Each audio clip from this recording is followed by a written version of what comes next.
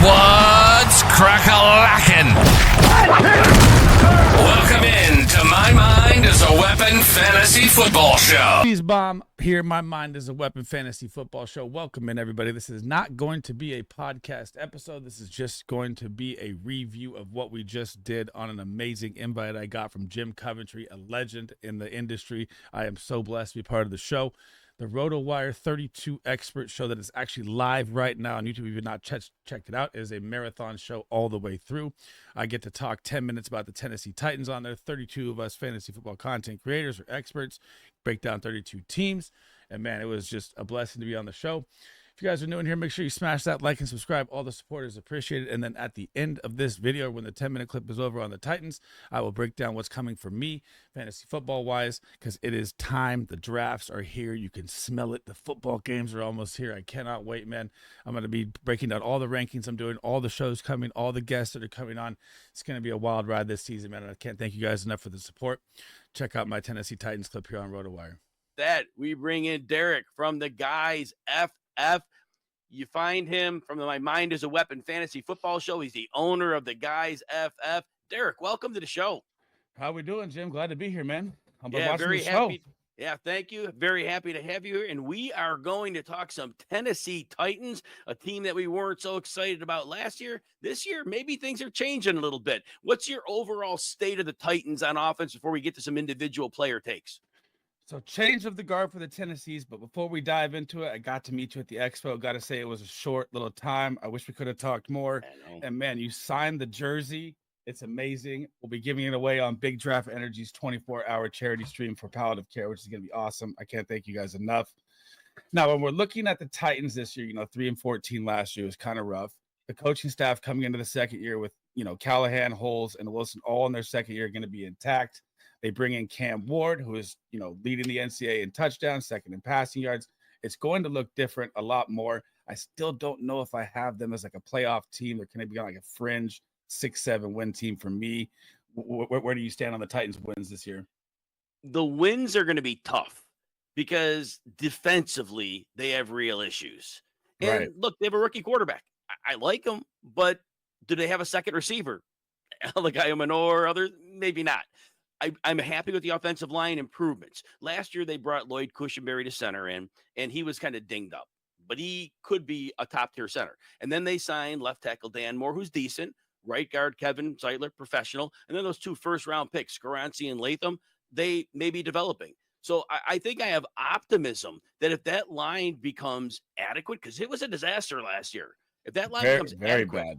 all of a sudden we're looking at Tony Pollard has a little more room to run, and we're looking at maybe the quarterback has some time to throw. And again, they may not win many games, but they might be fun to watch, and they might help us for fantasy, which leads me to a player you're targeting. Who is the one you're looking for most from the Titans? Man, I think everyone's on board with this. It's Calvin Ridley for me all the way here.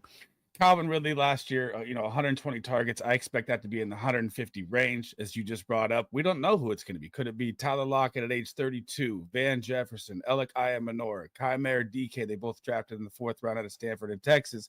Or could it be Xavier Restrepo, who broke Miami records with the Cam Ward connection? They've had some camp hype there. But Ayamanor looked like he was the snap guy in preseason week 2 out there with like 88% snaps of the first team offense. So it is going to be a lot of, vacated targets from last year that weren't great when you're looking at the Tennessee Titans. I mean, the guy with the second most targets at the wide receiver position was Nick Westbrook-Akine with 60. So I expect Calvin Ridley to just explode. And his ADP in the 6th to 7th round, going off the board as wide receiver 30, I'm willing to push that around. And Calvin Ridley started out draft season right around the NFL draft. He was wide receiver 42. He has been going up every couple of weeks. And like you said, that's over 10, almost close to 14 wide receiver spots he's moved up in drafts. That is a type of move you usually do not see unless there's some catastrophic injury, some big change.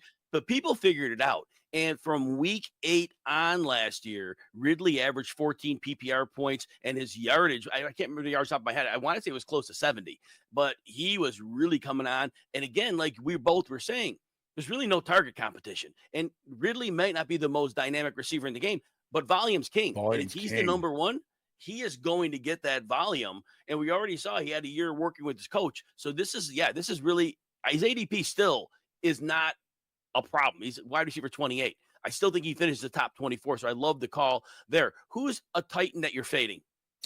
Now, this is the tough part because when you look at the Titans ADPs, they're all kind of lower. So it's kind of hard to, predict a guy that I'm fading. But if there's anyone I'm going to take, it is going to be Tyjae Spears. And I hate to say that because, he was the explosive hype in camp and everyone was talking about he's going to have a breakout year and they'll run a two-headed system.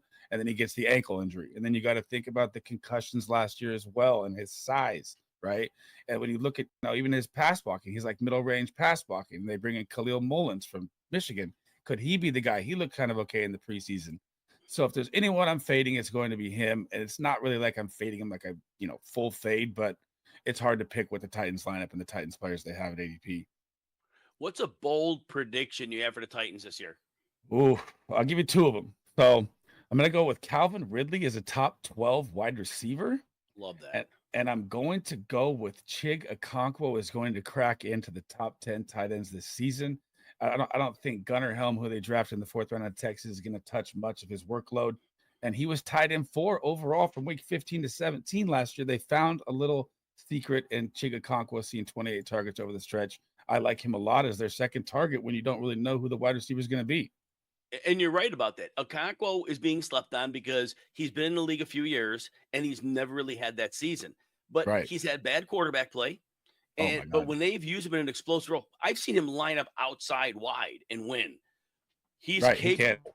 Like you're saying, he could be the wide receiver 2 in this offense. He's a tight end, but he could be the second option. And if that's the case, they're going to trail. I said earlier, that defense is not likely going to be good. And if Okonkwo gets targets, I think he produces. And you're getting him at tight end 23 to 26 range. And if you're drafting a second tight end, or like you said, maybe you take a couple lottery tickets on tight end late, hoping one hits, make Okonkwo one of those picks. And if by week 4, look, if he does nothing, it was a late round pick, dump him in week 3 if he hasn't done anything. But I think it's a very good, bold call because athleticism is there. So there's not much of a question there. So outside of that, with how about Tony Pollard? What are your quick thoughts on Tony Pollard? With the, like you said, with the line getting the upgrade of Moore Jr. and Zeitler from the Lions as well, and then more from the Steelers, they're going to have less pressure rate. They were very bad at sack rate. Tony Pollard, with Tyjae Spears going down, is going to be a great value at his ADP. He's produced 3 straight 1,000-yard seasons, and it's like people forget that he's Tony Pollard, and it's like one of the best mid-round running back values in my opinion you could get. Yeah, I mean, he had 1,079 yards behind that line last year. And like we talked about, and you just brought up again, you mentioned the names. The line should be better. Pollard's going to have a little more space, and he is that player. You're getting him as a low-end running back 22, 23. He's going as in drafts. And definitely, we saw the player that was better than that last year. Spears, as you mentioned, has the high ankle sprain now. And the durability of the team has to be questioning that at this point. So, I love that idea on there. So, Derek, remember, you find him at Sleazebomb. He's in My Mind is a Weapon Fantasy Football Show, the owner of The Guys FF. And give me 1 minute, talk about the marathon or the podathon you guys got coming up in the near future, because I'm going to be on that as well. So, yeah, you're joining the show as well, which is awesome. Can't thank you enough for being on there. He's in the chat right now. Big Draft Energy, my partner. We do the Guys Patreon together. Business partner of mine, great guy. Got to meet his 6'8" size at the expo. It was crazy. And it's going to be a 24-hour stream for palliative care. I think it's already raised like $2,000, which is amazing. This community is on a different planet. And it's going to be different people each hour for each show. I don't have the itinerary for when you're slotted in, but I'll be on there almost the whole day until we have a draft. And it's just, I'm blessed to be there and blessed to be here, man. It's awesome. Well, thank you for coming on. Much appreciated. We got to talk some Tennessee Titans. Good luck with the podathon. And again, I'll see you there. Good luck in the draft season. We will see you soon. Thank you. All right. Thank you. And that was like an out-of-body experience being with the legend, JimCovenrty, there on the show. Thank you for having me, Jim. Absolutely amazing. Rotowire, the work you guys do is awesome. Now, to break into what is coming forward from My Mind is a Weapon show here, we are going to have a show tonight. I'm going to have Jeremy from the F Fantasy Network. I'm going to have PPR Tips, who is a massive following on Twitter, one of the best minds, one of the first people I ever met coming into this industry. They're going to be on the show tonight. Then my quarterback, running back, wide receiver, tight end rankings, all those are going to drop here coming up. We're going to dive into players I'm targeting, players I'm fading, and the videos are just going to go on and on and on. And also, if you guys need any help with anything fantasy football, our primary or premium Discord is up. The Guys FF, the link will be tagged in the description as well. We just hit 100 members. I can't thank you guys enough. We cover everything from top 200 redraft, dynasty rankings, trade talk live with us. You can even draft with me at the top tier. I can help you with your draft. I step in. One-on-one trade talk. You have the big draft energy best ball guide that he gives you for everything best ball there as well. And then you're going to get our pick'em locks and our DFS locks, guys, in there. It's going to be a massive year. It's absolutely one of the best ways to help you. I cannot tell you how many people that have already been helped in Dynasty with their rosters and trades and putting them in championship positions. It's just been a blast, man.